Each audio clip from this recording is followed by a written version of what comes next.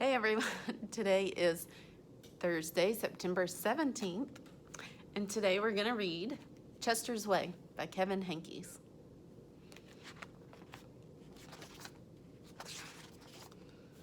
Hello, my name is Chester. I like croquet and peanut butter and making my bed. Chester had his own way of doing things. He always cut his sandwiches diagonally. He always got out of bed on the same side. He never left the house without double knotting his shoes. Chester always had the same thing for breakfast, toast with jam and peanut butter. And he always carried a miniature first aid kit in his back pocket, just in case. You definitely have a mind of your own, said Chester's mother. That's one way to put it, said Chester's father.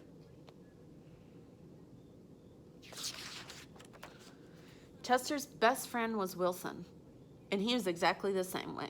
That's why they were best friends. Chester wouldn't play baseball unless Wilson played, and they never swung at the first pitch or slid head first. Wilson wouldn't ride his bike unless Chester wanted to, and they always used hand signals. If Chester was hungry, Wilson was too, but they rarely ate between meals. Some days I can't tell those two apart, said Wilson's mother. Me either, said Wilson's father. Chester and Wilson, Wilson and Chester. It's just the way it was.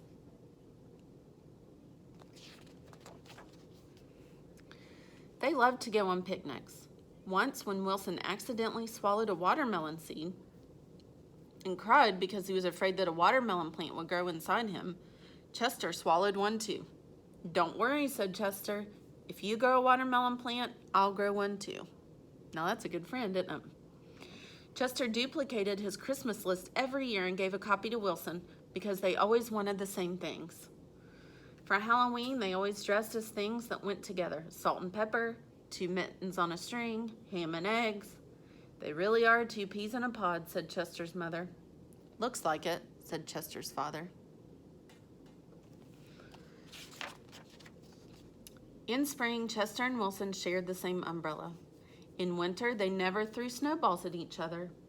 In fall, they raked leaves together, and in summer, they reminded each other to wear sunscreen so they wouldn't burn. Chester and Wilson, Wilson and Chester. That's the way it was.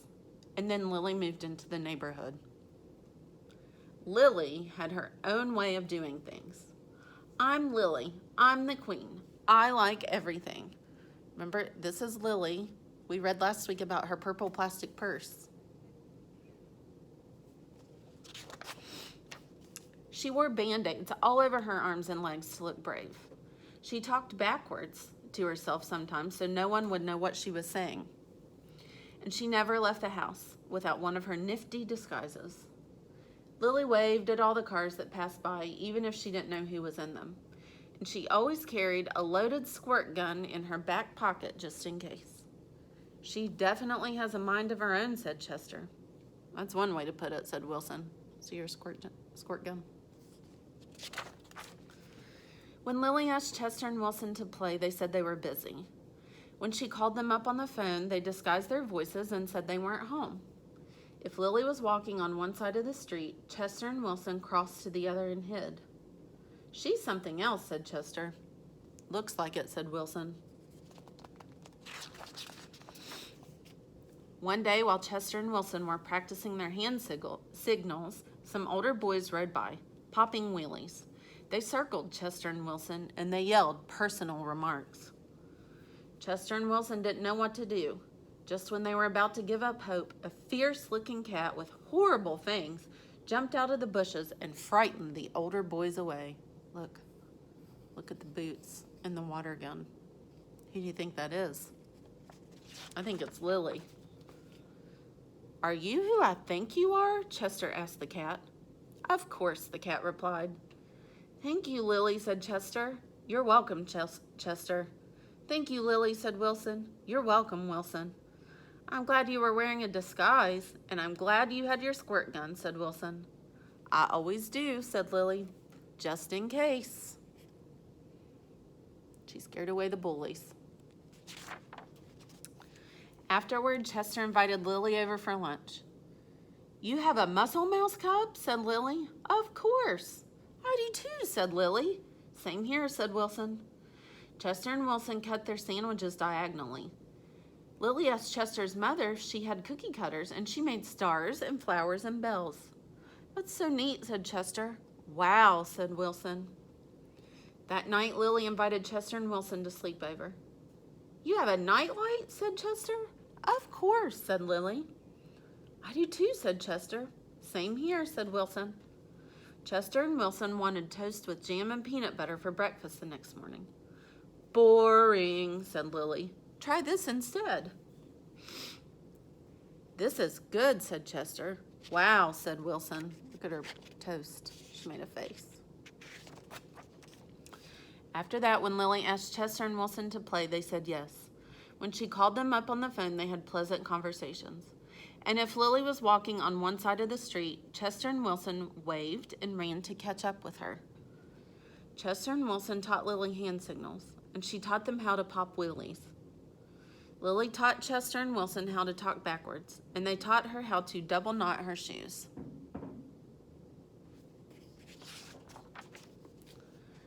"Some days I can't tell those three apart," said Lily's mother.